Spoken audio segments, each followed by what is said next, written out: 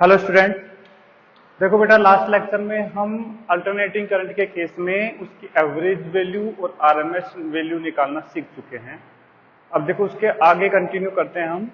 अब हम सीखेंगे एसी सर्किट को सोल्व करना। ठीक है, सोल्विंग एसी सर्किट।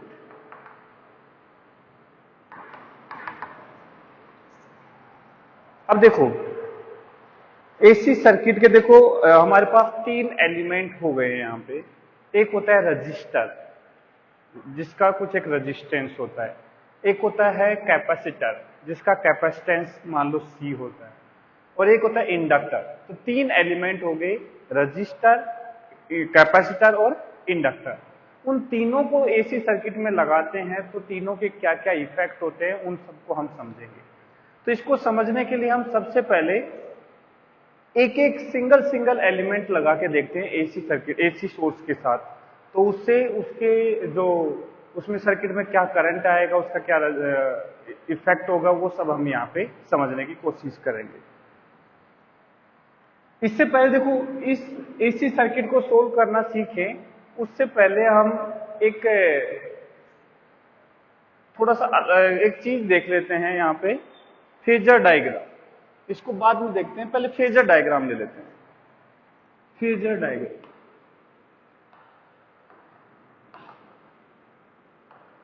वैसे फेजर डायग्राम की बात 11th क्लास में भी एसएचएम में की होगी थोड़ी सी।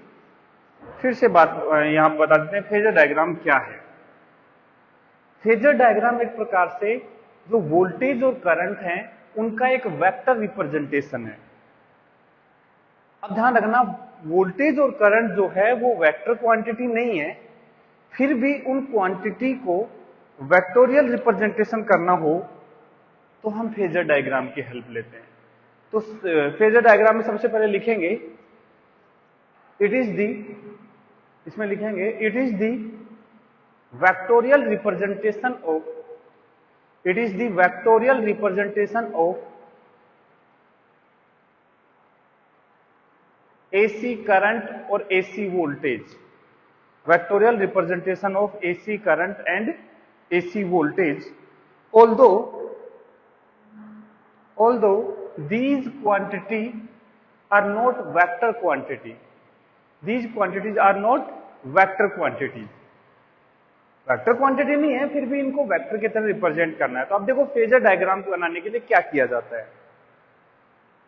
बेटा देखो, मान लो मेरे पास करंट है I is equal to I naught sine omega T plus 5।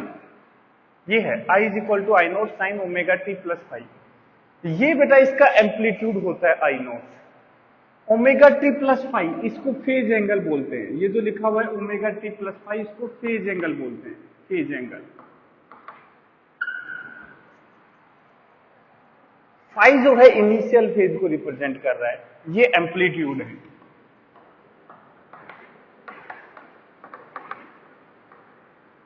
ठीक है, अब देखो इसको फेजर डायग्राम में रिप्रेजेंट करने के लिए क्या करते हैं हम, ये एक्सिस बना लिए, coordinate axis, X Y axis है ये।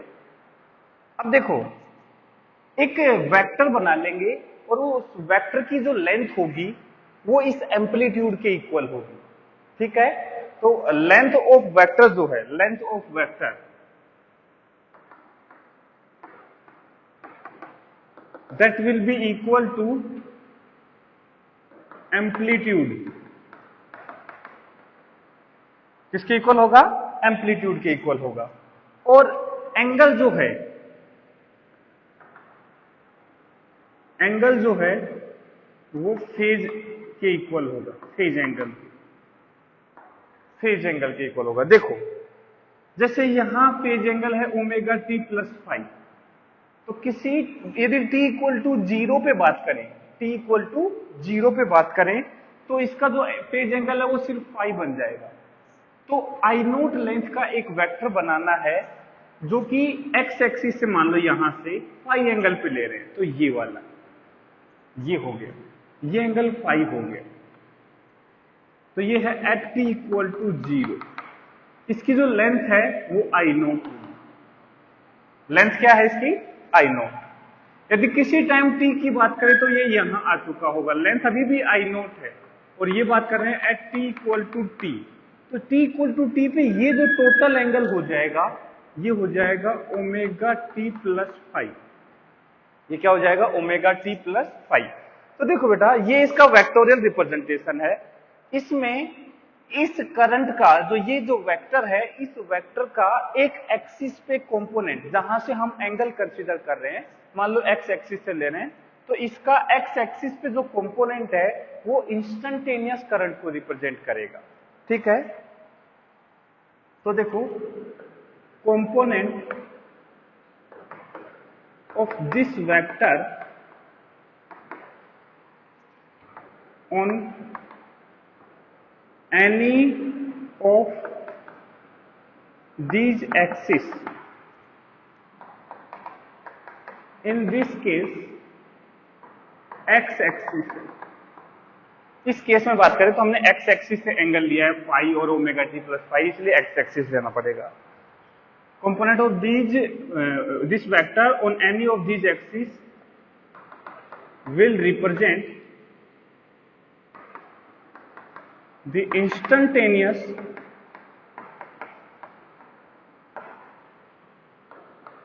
value of the current, या फिर वोल्टेज होता तो वोल्टेज। मतलब इसका जो देखो ध्यान से देखो, ये वाला जो कंपोनेंट आएगा, ये वाला लेंथ, ये कंपोनेंट, ये जो लेंथ आएगी बताओ कितना आएगा? ये आई नोट लेंथ है, इसका एक कंपोनेंट होगा कोस वाला और एक होगा साइन वाला। तो ये कोस और ये साइन, तो देखो यहां जो भी है, जैसे ये आ रहा है I naught cos omega T plus five, cos omega T plus five, लेकिन हमारा साइन था तो ये वाई एक्सिस वाला हो जाएगा। ठीक है, एक्स वाला आंसर नहीं आएगा, वाई वाला हो जाएगा। ये देखो ये जो लेंथ आएगी ये होगा I is equal to I naught sine omega T plus five. ठीक है, तो देखो यदि कोस वाली इक्वेशन होती तो ये वाला कंपोनेंट ले लेते, साइन वाली इक्वेशन है तो ये वाला कंपोनेंट ले लेते। सिर्फ बताने की बात यहां पे ये है कि फेजर डायग्राम में हमें करना क्या है। जैसे करंट, अल्टरनेटिंग करंट साइन या कोस इनका फंक्शन होता है। तो देखो ये अल्टरनेटिंग करंट को हम इसके एम्पलीट्यूड के इक्वल लेंथ का एक वेक्टर से रिप्रेजेंट करते हैं। तो एम्पलीट्यूड है आई नोट, तो उस वेक्टर की जो लेंथ होगी वो आई नोट होगी, और उसका जो फेज एंगल है वो हो जाएगा ओमेगा टी प्लस फाइव। ये हो गया।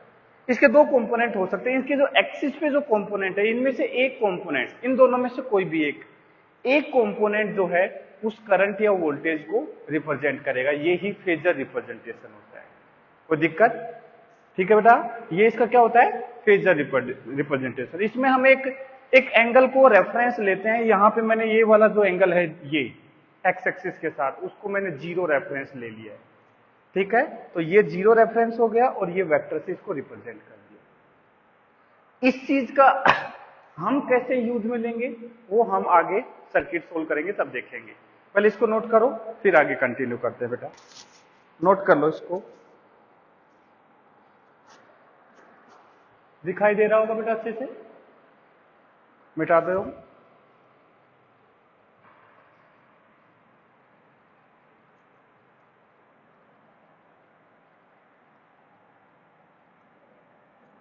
अब एसी सर्किट सोल्व करना सीखते हैं।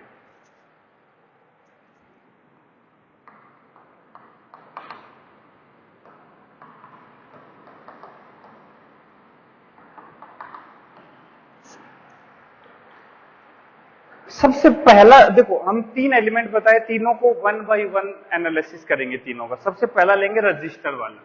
तो पहला है प्योरली रजिस्टिव सर्किट।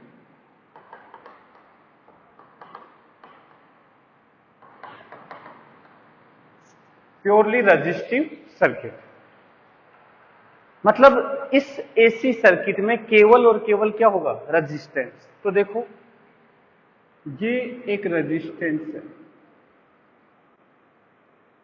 इसको हमने एसी सर्किट से कनेक्ट कर दिया। ठीक है, ये है एसी सोर्स, रेजिस्टेंस आर है। ठीक है, तो बेटा देखो ये जो एसी सोर्स है, सपोज ऐसा है, E is equal to E naught sine omega T plus five, E is equal to E naught sine omega T plus five, ये एसी सोर्स है, ये रेजिस्टेंस है। ठीक है, अपने एक काम करते हैं, एक बार समझने के लिए जो इनिशियल फाइव की जो वैल्यू है इसको जीरो ले लेते हैं, तो ये हो जाएगा E is equal to E naught sine omega T. यदि बेटा कुछ फाई एंगल होगा तो बस सारे एंगल फाई से शिफ्ट हो जाएंगे और कुछ नहीं होगा। तो इसलिए मैं एक रेफरेंस लेता हूं, E is equal to E naught sine omega T, ये इसका सोर्स वोल्टेज है, ये रेजिस्टेंस है। यदि इस लूप में हम केवीएल लगाएंगे तो ये आएगा प्लस माइनस, से कुछ करंट फ्लो करना स्टार्ट हो जाएगा आई, ये हो जाएगा आई इंटू आर। यदि मैं इस सर्किट में करंट की बात करूं I, that will be equal to E upon R. बोलो होगा नहीं, इसके अक्रॉस जो वोल्टेज लगाया वो ई है, एसी वोल्टेज है, इसको रेजिस्टेंस से डिवाइड कर दिया, तो ये आ जाएगा E naught sine omega t upon R. तो इसको मैं लिख दूंगा I is equal to I naught sine omega into t, where I naught ये है पीक करंट, और पीक करंट की जो वैल्यू आई है वो ई नोट अपॉन आर है। यदि समझें इसको तो पीक करंट निकालना है, मतलब peak voltage divide by R, ये पीक करंट है। ठीक है, अब इसका फेजर डायग्राम बनाते हैं। यदि इसका फेजर डायग्राम बनाएं तो देखो, यदि हम इस वोल्टेज को इस फेजर डायग्राम में दिखाएं तो देखो कोई भी एक इनिशियल पोजीशन को हम रेफरेंस मान लेते हैं।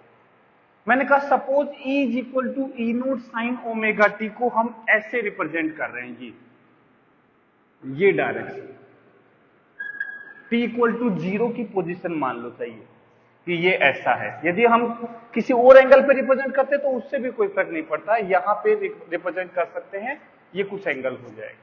लेकिन मैंने कहा कि सपोज मैं साइन ओमेगा टी, इसको किसी टाइम पर मैं यहां रिप्रेजेंट कर रहा हूं। ठीक है, ये रिप्रेजेंट कर रहा हूं मैं ई नोट लेंथ को, ये ईएमएफ है इसका, या फिर कहूं मैं एसी सोर्स वोल्टेज है, इसकी जो पीक वैल्यू है इससे हमने यहां पे इसको रिप्रेजेंट कर दिया। तो मैं अब यदि करंट को प्लॉट करना चाहूं इसी डायग्राम में, इसी फेजर डायग्राम में करंट को प्लॉट करना चाहूं तो वो होगा I is equal to I naught sine omega t. मैंने कहा देखो बेटा साइन ओमेगा टी वाले एंगल को मैंने ये वाला ये बोला है कि यहां पे है, तो यहां भी साइन ओमेगा टी है, इसका मतलब ये भी इसी डायरेक्शन में होगा। यदि ये साइन ओमेगा टी के साथ कुछ प्लस का एंगल होता तो हम इसको थोड़ा ऊपर बना देते, जितना एंगल होता उतना ऊपर, यदि माइनस होता तो नीचे बना देते। मतलब इसके रिलेटिव में इसको हम रिप्रेजेंट करना चाह रहे हैं यहां पे। तो वो देखो सेम एंगल बना रहा है omega T sign omega T, इसका मतलब मैं इस करंट को यहां बना देता हूं, ये आई नोट हो जाएगा। इसका मतलब ईएमएफ, ये एसी सोर्स वोल्टेज देख लो और एसी करंट देख लो, दोनों ही देखो सेम फेज में है। सेम फेज का मतलब देखो यहां जो है दोनों के बीच का जो एंगल है वो क्या है, जीरो। इस दोनों वेक्टर है बेटा, ये भी वेक्टर हो गया, ये वेक्टर हो गया, दोनों वेक्टर के बीच का एंगल जीरो, मतलब ये सेम फेज में है। तो यहां हम बोलेंगे, नोट करके, in purely resistive circuit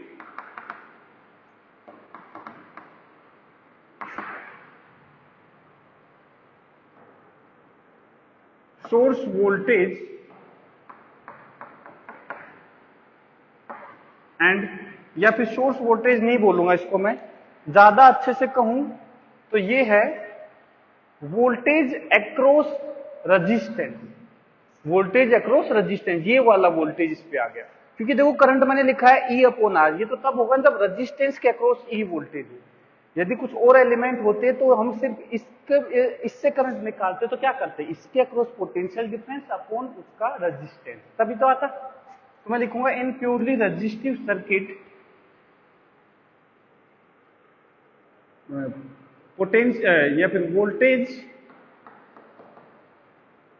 across resistor and current through resistor will be in same phase, will be in same phase। बेटा यदि हम इसको यहां भी बनाते फाई एंगल पे भी, कुछ एंगल पे बनाते तो भी करंट भी उतने ही एंगल पे बनता और सेम फेज में होते। मेन बात यही है कि एक रेजिस्टेंस को यदि एसी सर्किट में कनेक्ट कर दिया जाए तो रेजिस्टेंस के अक्रॉस पोटेंशियल डिफरेंस और रेजिस्टेंस से पास करने वाला करंट दोनों ही किस में होंगे, सेम फेज में होते हैं, ठीक है। और यदि हम करंट की पीक वैल्यू निकालना चाहें तो वो होगी वोल्टेज की पीक वैल्यू अपॉन उसका वोल्टेज की पीक वैल्यू अपॉन उसका रेजिस्टेंस, ये हो जाएगा, ठीक है। यदि हम बात करें power consumption, power in resistor, यदि हम पावर की बात करें तो P will be equal to Vrms into Irms। Power जो होती है एक सर्किट में, या फिर इंस्टेंटेनियस पावर की बात करते हैं तो इंस्टेंटेनियस पावर रिप्रेजेंट करेंगे हम V इंटू आई से। वोल्टेज और करंट का जो प्रोडक्ट होता है वही पावर होती है, या फिर I स्क्वायर R या फिर V स्क्वायर बाई R या फिर V इंटू आई, तीनों एक ही बात होती है बेटा। तो पावर जो है वो हो गया V इंटू आई। V इंस्टेंटेनियस वैल्यू है और I भी इंस्टेंटेनियस वैल्यू है। वोल्टेज को मैंने यहां E से रिप्रेजेंट किया है तो इसको मैं ऐसा लिख देता हूं E इंटू आई। तो पावर हो जाएगा E जो है वो है E naught sine omega T, और I जो है वो है I naught sine omega T. तो power will be equal to E naught I naught sine square omega t, E naught I naught sine square omega T. यदि हम इसमें बात करें एवरेज पावर, यदि एवरेज पावर बात करें तो एवरेज ले लेंगे दोनों तरफ, तो ये हो जाएगी average value of E naught I naught sine square omega T, इसका एवरेज। तो P एवरेज जो है, या फिर मैं वैसे लिख देता हूं P average will be equal to E naught I naught constant है, और साइन स्क्वायर की एवरेज वैल्यू मैंने याद करने के लिए बोल दिया था, कितनी आती है 1/2। तो इस एवरेज पावर को मैं लिख सकता हूं E नोट अपॉन √2 इंटू आई नोट अपॉन √2, वो लिख सकता हूं या नहीं। E नोट बाई √2 क्या रिप्रेजेंट कर रहा है, आरएमएस वोल्टेज, और आई नोट बाई √2 क्या रिप्रेजेंट कर रहा है, आरएमएस करंट। तो एवरेज पावर रेजिस्टेंस के केस में जो आएगी that will be equal to ERMS into IRMS। मतलब पावर यदि हमें बोला गया है इंस्टेंटेनियस बोले तो हमें ये दोनों की इंस्टेंटेनियस वैल्यू को मल्टीप्लाई करना है। अदरवाइज यदि केवल सिंपल पावर बोल दे या एवरेज पावर बोल दे, उस केस में हमें आरएमएस वैल्यूज को मल्टीप्लाई करना है, वोल्टेज की आरएमएस वैल्यू इंटू करंट की आरएमएस वैल्यू। ये वोल्टेज रेजिस्टेंस के अक्रॉस वोल्टेज है बेटा, ठीक है, कोई दिक्कत, ये एवरेज पावर होगी। तो ये एसी सर्किट में एक रेजिस्टेंस का इफेक्ट हो गया। यदि रेजिस्टेंस लगा देंगे एसी सर्किट में तो करंट क्या होगा, फेज क्या होंगे, ये सब बातें हमने करी। नेक्स्ट हम बात करेंगे कैपेसिटर के केस में। पहले इसको नोट कर लो बेटा, इसको नोट कर लो, स्क्रीन को पोज करके लिख लिया होगा बेटा।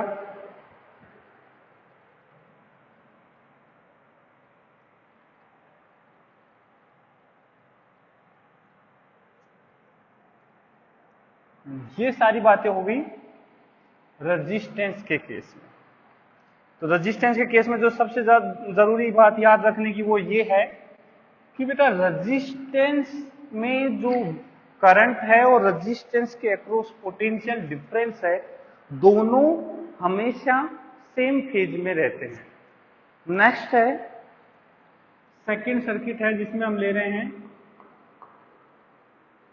Purely capacitive circuit.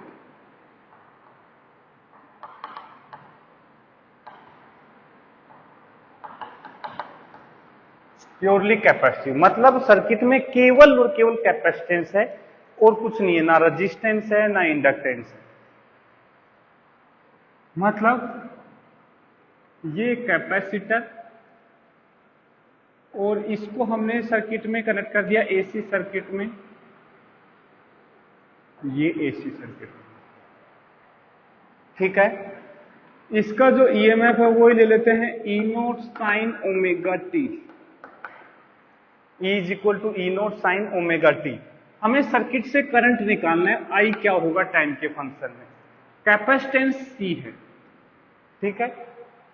तो एक अब देखो जब इधर से करंट जाएगा जब मैं कहा इस पे प्लस क्यू चार्ज आ गया, इस पे माइनस क्यू चार्ज आ जाएगा, और क्यू जो होता है बेटा that will be equal to C into V. तो Q will be equal to C, तो हो गया कैपेसिटेंस इसका सी है, और V पोटेंशियल डिफरेंस, बेटा ये जो सोर्स वोल्टेज है पूरा का पूरा कैपेसिटेंस के अक्रॉस चला गया, ये हो जाएगा E naught sine omega into t, ये बन जाएगा। तो यदि मैं करंट की बात करूं I, that will be equal to D Q by D T, Q का टी के साथ डिफरेंशिएशन, तो यह आ जाएगा D by D T of C E naught sine omega T, यही आ जाएगा। तो बताओ इसका डिफरेंशिएशन क्या बन जाएगा, ये आएगा सी ई नोट और ओमेगा भी बाहर आ जाएगा, साइन का बन जाएगा कोस और ये बन जाएगा ओमेगा टी। इसको मैं थोड़ा अलग तरीके से लिख रहा हूं, I is equal to E naught upon 1 upon omega C cos omega T, बोला ऐसे लिख सकता हूं, यानी एक ही बात है, देखो दोनों एक ही चीजें हैं, बस इसको मैंने डिवाइड में लिख दिया 1 अपॉन ओमेगा इंटू सी। तो देखो मैं इसको बोल रहा हूं, ये हो गया I is equal to I naught cos omega into T. इसको और भी अच्छे तरीके से मैं लिख सकता हूं, वो क्या, क्यों ना मैं कोस को ऐसे लिख दूं साइन के टर्म्स में, sine omega T plus pi by two, sine 90 plus theta हो जाएगा कोस थीटा। तो देखो वही चीजें लिखी हुई है, साइन में इसलिए लिख दिया क्योंकि जब मैं फेज डायग्राम बनाऊंगा उसमें इस साइन को रेफरेंस मानूंगा, तो मेरे को दूसरी भी जो करंट की या वोल्टेज की इक्वेशन है वो किस में होनी चाहिए, साइन में होनी चाहिए, जिससे हम एंगल को कंपेरिजन कर सके। एक साइन में हो दूसरी कोस में हो तो एंगल सेम कंपेरिजन हम ऐसे नहीं कर सकते, तो दोनों को साइन में कन्वर्ट कर लिया। तो ये हमारे पास आ गया I is equal to I naught sine omega T plus pi by two, where I naught is peak current. I naught क्या है, पीक करंट, और आई नोट जो है that will be equal to E naught upon 1 upon omega C. इसको मैं बोल देता हूं E naught upon X C, एक नई टर्म डिफाइन कर दी एक्स सी। एक्स सी जो है ये है कैपेसिटिव रिएक्टेंस,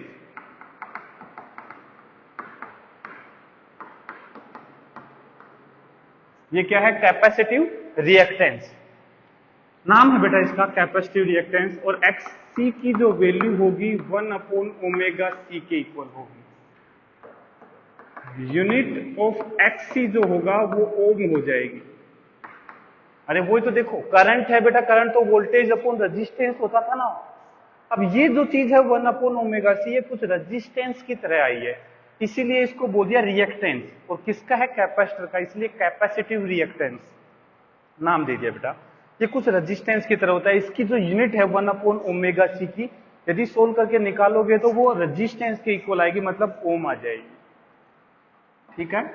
तो वैसे भी हमें दिख रहा है ये वोल्टेज हो गया, ये करंट हो गया, तो दिस शुड बी रेजिस्टेंस कुछ ओम होना चाहिए, इसलिए इसको रेजिस्टेंस ना बोल के कैपेसिटिव रिएक्टेंस बोल दिया। ऐसे समझ लो एसी सर्किट में कैपेसिटर का जो रेजिस्टेंस जैसी टर्म है उसको रिएक्टेंस बोल दिया, कैपेसिटिव रिएक्टेंस, और उसकी वैल्यू होती है 1/ωc। इसको एकदम रेजिस्टेंस की तरह ही ट्रीट करना है हमें, ठीक है। ये हो गया रिएक्टेंस, और इसमें आ गया I = E0/1/ωc। ये है इसकी peak current, that will be equal to peak voltage upon, उस केस में रेजिस्टेंस था, इसमें रिएक्टेंस आ जाएगा कैपेसिटिव रिएक्टेंस XC, ठीक है। अब बनाते हैं फेजर। यदि हम फेजर डायग्राम बनाएं तो वापस से देखो, ये एक्सिस ले ली, साइन वाला जो है वोल्टेज, इसको मैं बोलता हूं सपोज इधर की तरफ है, ये E0 है, तो मतलब हमने E = E0 sin ωt को इस वेक्टर से रिप्रेजेंट किया है, ठीक है, किसी भी टाइम पर ये है। तो जो करंट है बेटा वो है साइन के बाद एंगल देखो ओमेगा टी तक तो ये था, लेकिन प्लस π/2, मतलब इससे 90 डिग्री फेज में क्या है, आगे है।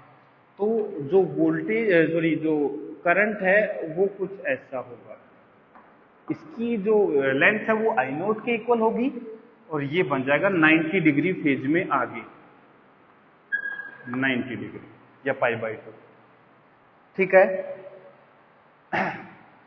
इसका मतलब एक बात पता चल गई कि कैपेसिटर, प्योरली कैपेसिटर या फिर हम कहें कैपेसिटर के केस में, कैपेसिटर के अक्रॉस जो पोटेंशियल डिफरेंस है और कैपेसिटर से पास करने वाला जो करंट है, उन दोनों में फेज डिफरेंस 90 का होता है, और करंट वोल्टेज से फेज में आगे होता है, ठीक है। तो इसको नोट करके लिख भी लेते हैं।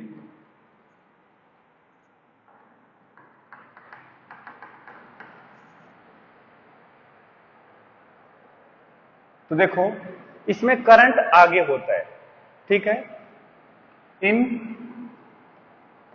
एसी सर्किट पोटेंशियल या फिर current through capacitor will lead potential difference across capacitor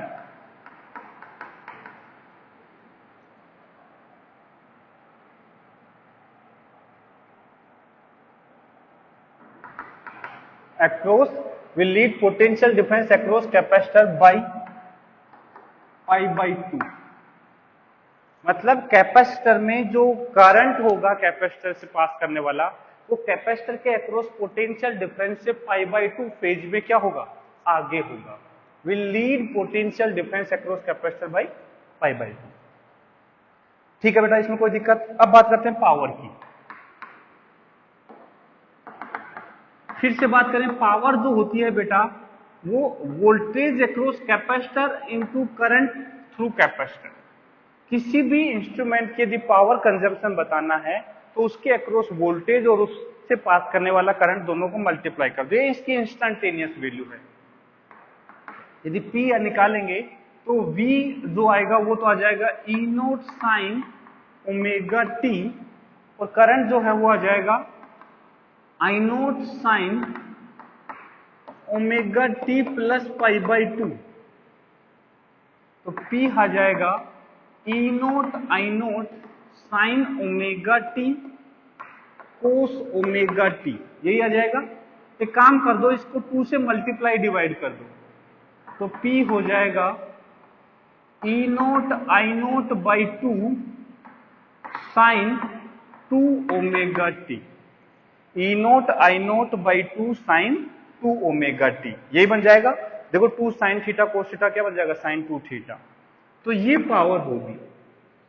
तो यहां से एक ऑब्जर्वेशन ये आ गया, एक नोट यहां से ये कर सकते हैं, frequency of power consumption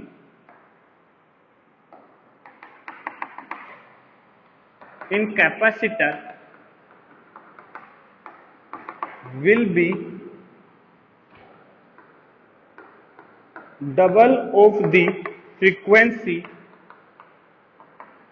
of voltage source.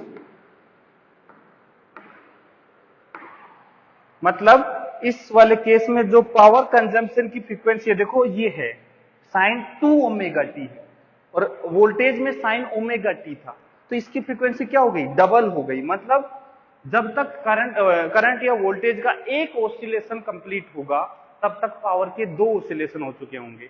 ऐसा ही कुछ एसएचएम के केस में भी आता था, याद करो। वहां भी जो एनर्जी ऑफ एसएचएम होती है, काइनेटिक एनर्जी या पोटेंशियल एनर्जी, उनकी फ्रीक्वेंसी एसएचएम की फ्रीक्वेंसी से डबल होती है और टाइम पीरियड हाफ होता है। वही सेम चीज यहां आ रही है, इनकी जो पावर की फ्रीक्वेंसी है वो क्या हो गई है, डबल हो गई है। यदि हम बात करें एवरेज पावर की बेटा, यदि हम बात करें average power, P average, average power देखो साइन का जो एवरेज है वो तो 0 आता है, तो एवरेज पावर क्या होगी, 0। एवरेज पावर 0 होने का मतलब है कि जो कैपेसिटर है ये कोई एनर्जी का लॉस नहीं करेगा। हम भी जानते हैं रजिस्टर जो होता है, रजिस्टर जो होता है वो एनर्जी लॉस करता है, लेकिन कैपेसिटर और इंडक्टर एनर्जी स्टोरिंग डिवाइसेज होते हैं, मतलब ये एनर्जी को स्टोर करते हैं, वेस्ट नहीं करते। तो किसी टाइम पर इसकी पावर है लेकिन एवरेज 0 है, उसका ये मतलब है कि थोड़ी देर सर्किट से ये पावर कंज्यूम कर रहा होगा, उस टाइम पे ये उसमें एनर्जी स्टोर कर रहा होगा। मतलब जो ये इलेक्ट्रिक एनर्जी है इसको इलेक्ट्रिक फील्ड के फॉर्म में, चार्ज के फॉर्म में स्टोर कर लेगा इस एनर्जी को, और थोड़ी देर बाद ये वापस से दे देगा। मतलब यदि एक टाइम पीरियड की बात करें तो उसमें कुछ टाइम तक एनर्जी एब्जॉर्ब कर रहा होता है सर्किट से, और कुछ टाइम तक सर्किट को एनर्जी दे रहा होता है। ठीक है, उसकी जो एक टाइम पीरियड में एवरेज वैल्यू निकालेंगे that will be equal to 0। कोई दिक्कत बेटा इसमें?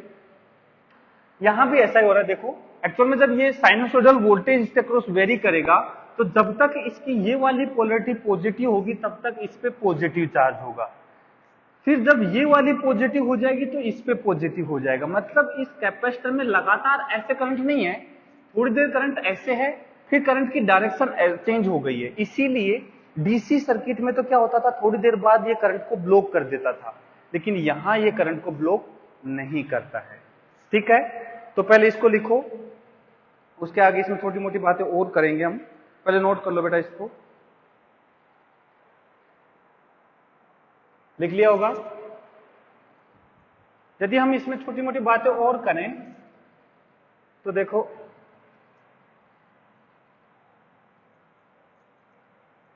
एक काम करो, पहले ये पावर वाला नोट लिख लो, पावर वाला नोट लिख लो, लिखो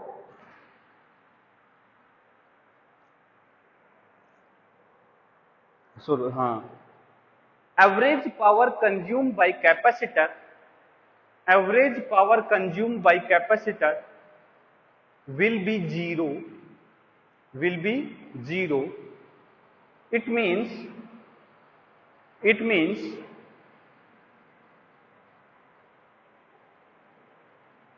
in complete time period,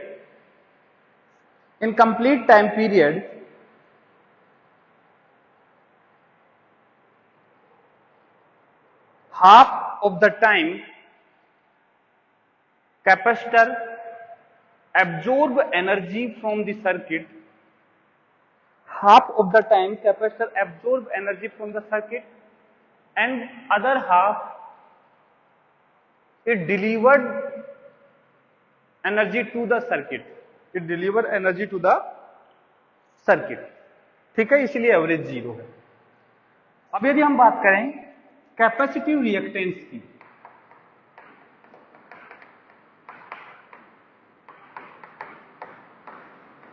तो XC जो होता है that will be equal to 1 upon omega into C. मतलब जैसे रजिस्टर का जो रेजिस्टेंस होता है वो सिर्फ और सिर्फ उसके रजिस्टर पे डिपेंड करता है और किसी चीज पे नहीं करता, लेकिन कैपेसिटर का जो कैपेसिटिव रिएक्टेंस होगा वो तो इसकी फ्रीक्वेंसी पे भी डिपेंड कर रहा है, ओमेगा पे भी। इसको मैं ऐसा भी लिख सकता हूं, XC is equal to 1 upon 2 pi f into C, क्योंकि ओमेगा होता है 2πf। मतलब कैपेसिटिव रिएक्टेंस जो है वो फ्रीक्वेंसी के इनवर्सली प्रोपोर्शनल है। मतलब फॉर लो फ्रीक्वेंसी, यदि लो फ्रीक्वेंसी की बात करें तो हाई कैपेसिटिव रिएक्टेंस,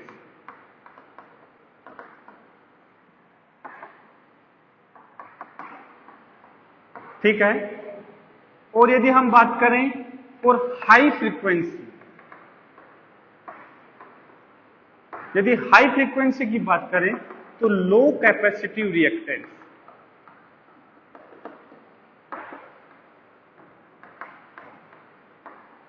इसका मतलब यदि हम बात करें, देखो रेजिस्टेंस क्या करता है, सर्किट में रेजिस्टेंस ऑफर करता है, मतलब करंट को कम करने की कोशिश करता है। मतलब यदि करंट की फ्रीक्वेंसी कम है तो उस केस में रजिस्टर, उसका जो कैपेसिटिव रिएक्टेंस है वो ज्यादा होगा। इसका मतलब उस करंट को खत्म करने की कोशिश करेगा। ज्यादा रेजिस्टेंस होना मतलब करंट को खत्म करने की कोशिश कर रहा है। इसका मतलब ये हुआ कि लो फ्रीक्वेंसी वाला करंट जो है एक कैपेसिटर से मुश्किल से पास हो पाता है, लेकिन हाई फ्रीक्वेंसी वाला जो करंट है वो इजीली कैपेसिटर उसको पास करने देता है। इसीलिए फ्रीक्वेंसी यदि बहुत लो हो जाए, मतलब डीसी हो जाए, एकदम कांस्टेंट हो जाए, फ्रीक्वेंसी जीरो ही हो गई, तो उस केस में वो क्या करेगा, बिल्कुल ब्लॉक कर देता है उसको। यदि फ्रीक्वेंसी हम धीरे धीरे बढ़ाते जाते हैं तो धीरे धीरे वो उससे पास करना स्टार्ट कर देता है। ठीक है, इसको लिखो, फिर हम इस पे नोट लिखेंगे। इसको लिखो पहले, कैपेसिटिव रिएक्टेंस वाले को। ठीक है, अब इसमें लिखेंगे एक capacitor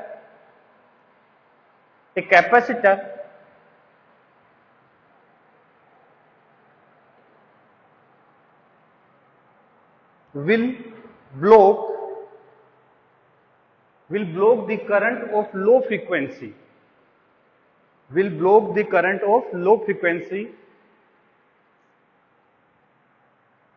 and will allow to pass the current of high frequency,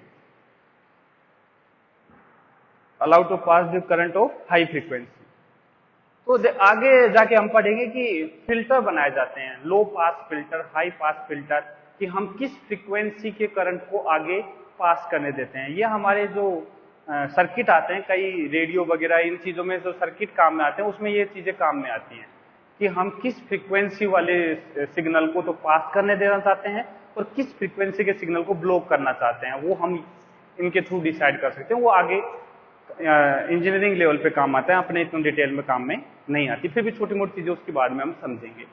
कोई दिक्कत इसमें बेटा? इसको नोट कर लिया था अपन ने, आगे बढ़ते हैं। ये था कैपेसिटिव सर्किट। इसके बाद बात करेंगे हम inductive circuit, purely inductive circuit.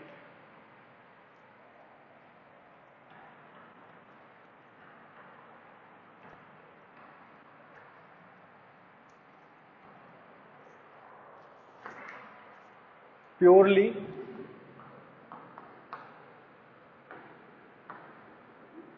Inductive circuit,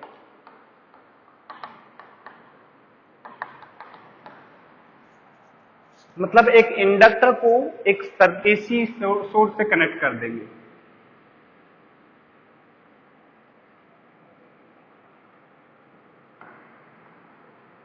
ये लो, ठीक है, इंडक्टेंस L है, सोर्स ईएमएफ है E naught sine omega T. मतलब मैंने एक एसी वोल्टेज इंडक्टर के अक्रॉस लगा दिया है। अब मैं बात करूंगा, इसमें आएगा प्लस माइनस L di/dt। ठीक है, इसका मतलब ये जो वोल्टेज है इसके इक्वल हो जाएगा, या फिर मैं कहूं यहां से ऐसे सर्किट में कंप्लीट करेंगे तो सारा का सारा वोल्टेज इसके अक्रॉस जा रहा होगा, तो मैं कहूंगा L di/dt will be equal to E naught sine omega T.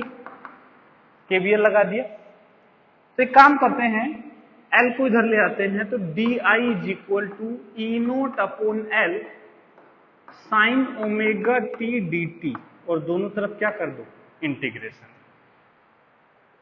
अब देखो करंट, ये जो टाइम की लिमिट है 0 से किसी टाइम t तक, या लिमिट मत लगाओ, वैसे सोल्व कर लेते हैं। चलो ठीक है, तो करंट आ जाएगा I is equal to E naught by L, बाहर आ जाएगा, साइन का इंटीग्रेशन बन जाएगा माइनस कोस ओमेगा टी। ठीक है, अब देखो डिवाइड बाई ओमेगा, क्योंकि जब इंटीग्रेशन करते हैं तो टाइम का जो साथ लिखा हुआ है वो यहां पे डिवाइड में आ गया। तो ध्यान से देखो करंट हमारे पास क्या निकल के आ गया, I is equal to E naught upon omega L minus cos omega T. मतलब इसको मैं लिख सकता हूं sine omega T minus pi by two, omega T minus pi by two. यदि पीछे जाएंगे तो ये माइनस कोस निकल के आ जाएगा, तो sign omega T minus pi by to लिख दिया। इसका मतलब ये जो करंट है बेटा, तो आई को लिख दूंगा I is equal to I naught sine omega T minus pi by two, where I naught is the peak current. और इस बार जो पीक करंट है वो peak voltage divide by omega into L है। इसको मैं लिख देता हूं ई नोट अपॉन एक्सएल, जैसे उसका एक्सी लिखा था इसका एक्सएल हो गया। फिर एक्सएल जो है ये है inductive reactance,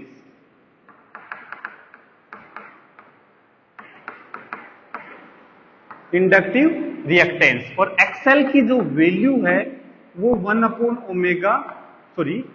omega into L होगा। मतलब एक्सएल जो है वो ओमेगा के डायरेक्टली प्रोपोर्शनल होगा। बेटा वहां देखो एक बार छोटा सा एक काम कर लो, वहां हमने XC is equal to 1 upon omega C लिखा था, इनवर्सली प्रोपोर्शनल टू ओमेगा। एक ग्राफ बना लेना वहां पे एक्सी और ओमेगा, ओमेगा के साथ एक्सी का या फिर फ्रीक्वेंसी के साथ। ये जो ग्राफ बनेगा ये रेक्टेंगुलर हाइपरबोला बनेगा। इनवर्सली प्रोपोर्शनल इसलिए क्या बनेगा, रेक्टेंगुलर हाइपरबोला। इसको कॉपी में बना लो, पीछे वहां पे बना लिया होगा।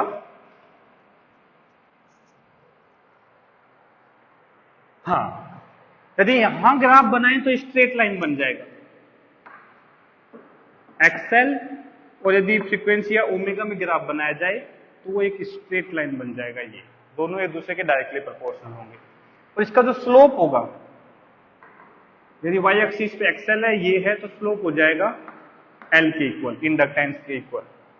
ठीक है, हम यदि बात करें लो फ्रीक्वेंसी की बात करें, यदि फ्रीक्वेंसी लो है तो लो रिएक्टेंस है, इंडक्टिव रिएक्टेंस। और यदि हाई फ्रीक्वेंसी की बात करें तो हाई रिएक्टेंस आ जाएगा। इसका मतलब इंडक्टर वाले केस में लो फ्रीक्वेंसी को तो पास करने देगा और हाई फ्रीक्वेंसी को क्या कर देगा, ब्लॉक कर देगा। मतलब विल पास, क्या फिर मैं कहूं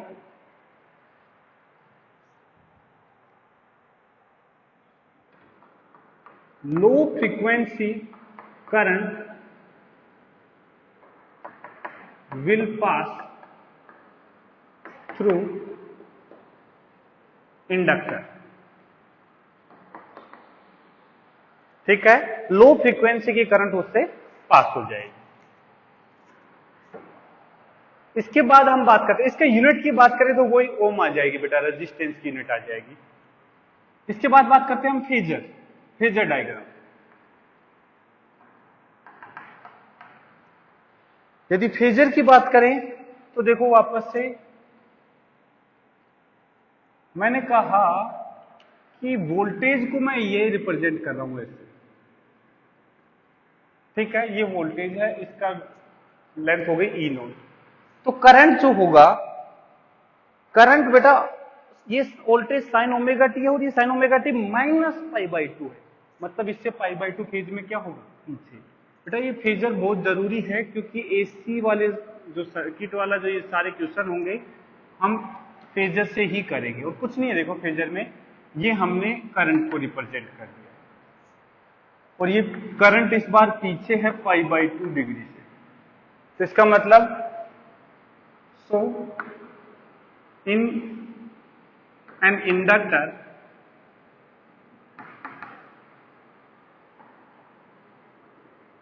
current through it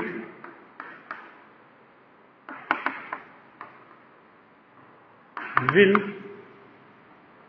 lag behind, या फिर lag, current through it will lag the potential difference across it by pi by 2 degree, या by pi by 2 रेडियन। ठीक है बेटा, मतलब इंडक्टर के केस में करंट पीछे, कैपेसिटर के केस में करंट आगे, रेजिस्टेंस के केस में करंट और वोल्टेज सेम फेज में। ठीक है, इसको ध्यान ऐसे रख सकते हैं, कैपेसिटर में करंट आगे, C for capacitor, C for current, capacitor में करंट आगे और इंडक्टर में पीछे। लेकिन बेटा कंफ्यूज मत हो जाना, कभी सोचो inductor I for current, current आगे, I करंट से भी नहीं, कैपेसिटर में करंट आगे, C ध्यान रखना उनका, कैपेसिटर में करंट आगे और इंडक्टर में वोल्टेज आगे होता है या फिर करंट पीछे होता है, एक ही बात है दोनों, पाई बाई 2 का फेज डिफरेंस होता है। ठीक है, यदि हम पावर की बात करें, पावर की बात करें तो यह आएगा वोल्टेज अक्रॉस इंडक्टर और करंट थ्रू इंडक्टर। तो ये हो जाएगा वोल्टेज जो है that will be equal to E naught sine omega T, और करंट जो है that will be equal to, हम साइन वाले ना रख के कोस वाला रख देते हैं, minus I naught cos omega T. तो ये आ जाएगा minus E naught I naught by 2 sine 2 omega T. यहां निगेटिव साइन आ रहा है, इसका मतलब ये मत समझना कि पावर हमेशा निगेटिव है। जब साइन की वैल्यू पॉजिटिव होगी तो पावर निगेटिव है, साइन की वैल्यू निगेटिव होगी तो पावर पॉजिटिव है, ये हो जाएगा। यदि हम इसको ऐसा भी लिख सकते हैं, P is equal to minus E R M S I R M S by 2 sine 2 omega T. ठीक है, वापस से वही चीजें देखो, फ्रीक्वेंसी पावर की करंट की फ्रीक्वेंसी से डबल हो गई है। एवरेज पावर की बात करें तो वो वापस से 0 आएगी। मतलब इंडक्टिव सर्किट भी एनर्जी का लॉस नहीं करता है, थोड़े टाइम तक एनर्जी एब्जॉर्ब करता है और फिर थोड़े टाइम तक एनर्जी दे देता है। ध्यान से देखो तो कैपेसिटर में जो एनर्जी आई थी उसका अपोजिट निगेटिव एनर्जी इसकी है। ठीक है, तो ये हो गया प्योरली इंडक्टिव सर्किट। तो देखो हमने इंडिविजुअल रेजिस्टिव, इंडक्टिव और कैपेसिटिव सर्किट हमने सीख लिए हैं। बेटा फेजर डायग्राम ध्यान रखना, तो तुम्हें अच्छे से रट लेना है कि कैपेसिटिव रिएक्टेंस क्या होता है, इंडक्टिव रिएक्टेंस क्या होता है, फ्रीक्वेंसी पे कैसे डिपेंड करते हैं, करंट कब आगे होता है, वोल्टेज कब आगे होता है, करंट और वोल्टेज सेम कब होता है, ये सारी चीजें रटी हुई होनी चाहिए। ये तीनों चीजें यदि तीनों इंडिविजुअली क्लियर हैं, अब नेक्स्ट जो आने वाला है फोर्थ केस, उसमें हम इन तीनों को एक साथ कनेक्ट कर देंगे सीरीज में, उसको हम बोलते हैं सीरीज आरएलसी सर्किट। तो सीरीज आरएलसी सर्किट को हम नेक्स्ट लेक्चर में पढ़ेंगे, तब तक इसको अच्छे से रिवाइज कर लेना बेटा। ठीक है, यदि ये समझ में आ गया सर्किट तो फिर तो इस एसी में कुछ नहीं है, बिल्कुल इजी है बेटा। एक बार फेजर डायग्राम का अच्छे से एप्लीकेशन का नाम सीख जाए। ठीक है, ओके बेटा, बाकी मिलते हैं नेक्स्ट क्लास में। Thank you.